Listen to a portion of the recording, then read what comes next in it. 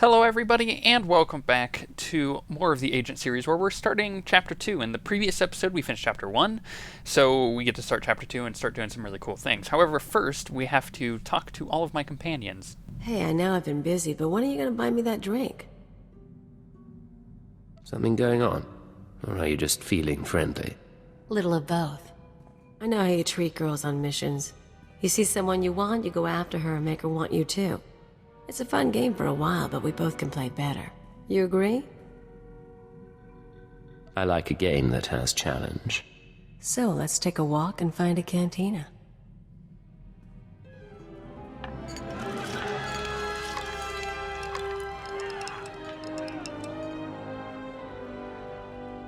You don't know how to dance and hold a gun? I can show you sometime. Have to call it a night for now, though. We'll have other chances. I like having you on board. Sure you do, Agent. I'll see you around.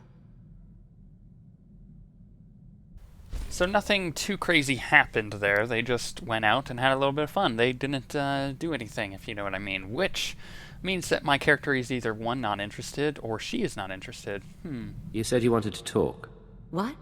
Oh, yeah, sorry. No idea what I was gonna say. Been distracted. Thinking about home. You never told me where you come from. Red dirt ball of a planet way out near the unknown regions. Life was miserable on Ratatak. Backwards people living in caves. Big on tribal blood feuds. Almost got stoned to death when I was 12. That's when I knew I had to get out. So how'd you get off-world? I hitched a ride on a spice trafficker ship. Figured the big, civilized galaxy would have a place for me. I thought I was gonna get accepted. I had to get tough. This spice dealer, did he help you do that? Not him. Other friends mostly. I don't want to bore you. But it's nice talking like this.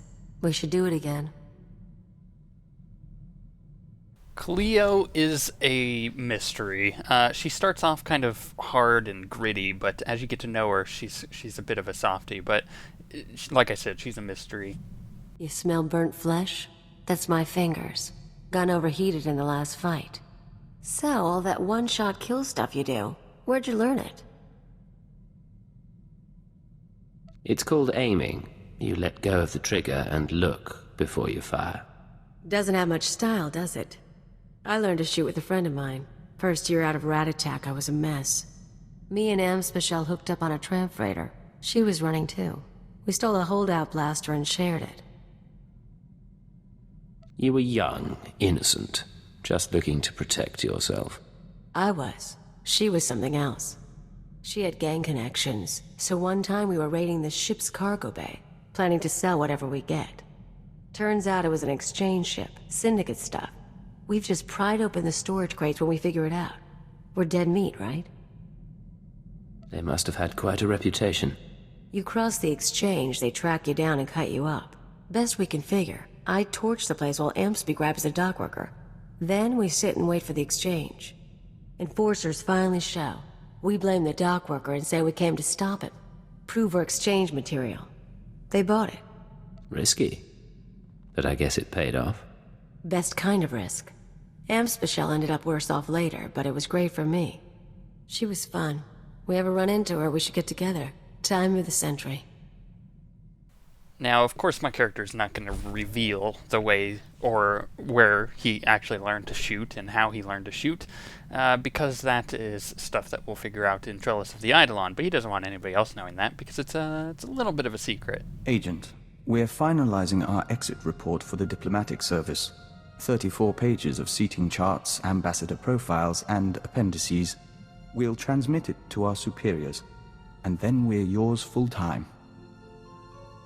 From now on, you'll be writing fewer reports and taking orders seriously. Lives depend on your obedience. We understand. And we gladly follow your lead. We look forward to this. We used to advise first contact missions into the unknown regions. It gave us a taste for novelty. We're a different person now, but we're sure you'll show us interesting things. We'll learn some weird things about Vector as we go along. However, I do need to mention that you gotta remember my character is kind of on vacation this entire time. He just finished that whole mission in Chapter 1, and he got the ability to go and relax. But it's time to get back to work. This is Watcher 3 to Cypher 9. Sorry to cut your leave short, sir, but we need you. Terrorist mop-up is officially over, and the search for Lord Jadis is on hold. The war just took top priority. Give me the situation. You're being recalled to headquarters. Keeper will brief you on your next mission. Watcher 3 out. Yay, we get to go talk to Keeper. Now, I should probably mention the whole haircut thing before all of you are like, what happened to your character's hair? And I've mentioned this previously as well, but at the end of Chapter 1, like I had just said, he goes on a bit of a vacation, gets to relax a bit. But he had his hair grown out because when the entire story started in in the prologue, really, he was undercover, so he had his hair grown out. You know, he doesn't want to look like an Imperial soldier. However, now he knew he was getting back into, you know, the normal swing of things, not necessarily being undercover all the time, so he got a haircut, and he's back to being the typical Imperial soldier that you would imagine, you know, nice and clean-shaven, except for the awesome beard. Cypher 9, come in. I was just finishing the personnel security update. Something looks different. Don't tell me you made it more stark. Something of the sort. After Darth Jadis's defeat and escape, there was a great deal of chaos. The Dark Council decided to make changes. My predecessor was elevated to Minister of Intelligence. That makes me the new Keeper of Operations Division. That's quite a promotion. Shall we celebrate? I owe this to you. But with the promotion comes certain responsibilities. I'm mounting an operation against the Republic Strategic Information Service. Our concern is this man, Arden Koth. SIS for nearly a decade. Responsible for 16 covert projects in the Mid-Rim. The best spy master our enemies have. I've run into the Republic a lot lately, but no espionage presence. The SIS is our smaller, more flexible counterpart, supported by military and Jedi reserves. Arden Koth's division recently received a classified sanction from the Republic Senate. Complete autonomy. No restrictions on their activities. The Republic believes Arden Koth can win the war. We need to know what he has planned. Do we have a full workup on him? There's very little. Born on Dantooine, disappeared a while, then joined the SAS after the Treaty of Coruscant. Motivations unknown. Revenge seems probable. Since receiving his own division, he's instigated 3 slave rebellions, 1 corporate takeover, and, we believe, inspired 2 of our own generals to defect.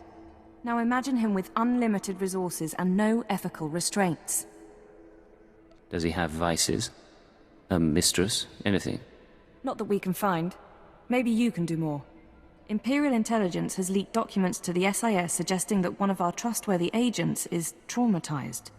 At the same time, we sent anonymous messages to Arden Koth's team from an inside source. They now believe a cipher is ready to turn.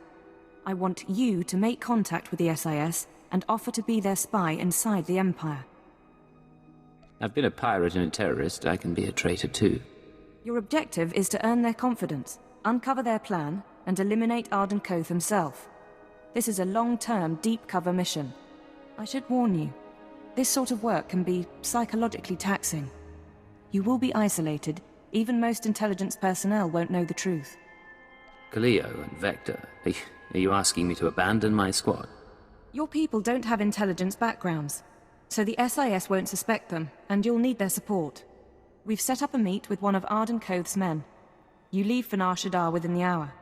Bury your loyalties for this one, Cypher. You'll know when the time comes to strike. Dismissed. Okay, so first of all, Keeper got promoted to Minister of Intelligence or whatever, so that's cool. And then now we have the old Watcher is the new Keeper, so there was a bit of a change there. But that's fine, because I never really had a problem with her.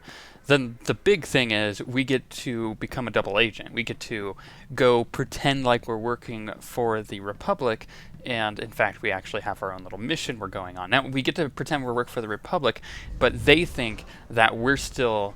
It's kind of confusing that we're gonna be working for the Republic by working within the Empire. So the Republic wants us to do things in the Empire for them without everybody else knowing. See, they think that I'm a traitor. So it gets a little complicated, but I mean, being a spy kind of, is this whole section of the story, and it's really good.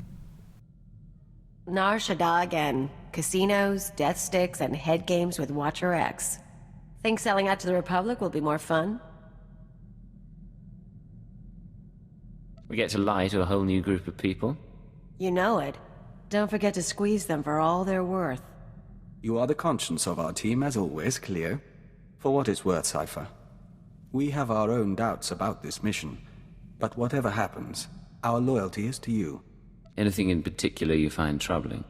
Thought and action are the same in the nest. There's no concept for pretending to betray. Meeting with the SIS guy goes down on the promenade. You bring the charm, I'll bring the detonite.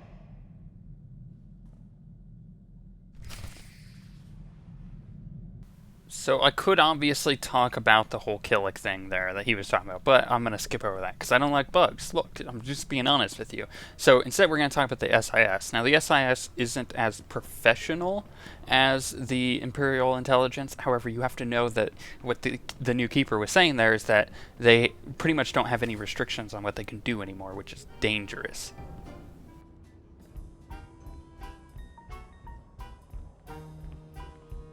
A woman like you deserves to see the city from above, don't you think? My husband owns his own starship. But he doesn't fly like me. Come by later.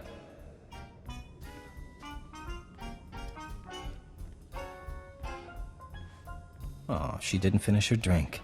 Can I interest you in what's left of a Cassandra sunrise? I have business here. Run along. Of course. I'll go wait for that Cypher agent somewhere else. Unless... wait.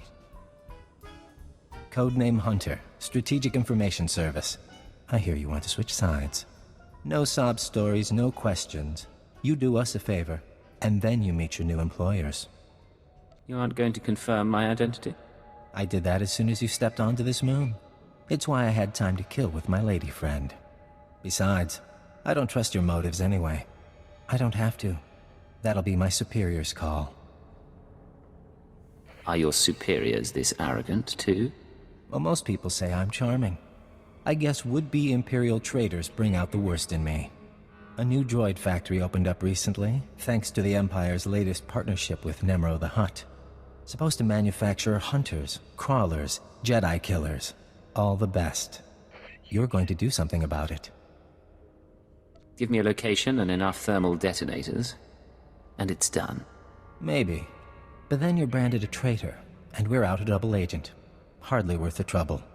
Security's tight but automated. You can use cipher clearance to get inside, then step 1 is reconnaissance. I'll tell you the next step when I know what you're up against. Deal? Before I do anything, I need some guarantees. Too bad. You're not going to get them. I have your comm frequency, and I'll send you the factory location. If you're not there within the hour, your dealings with the SIS are over. And your dream of defecting is dead. I really don't like him. Thankfully, I don't really need to, because I'm just lying to him this entire time anyways.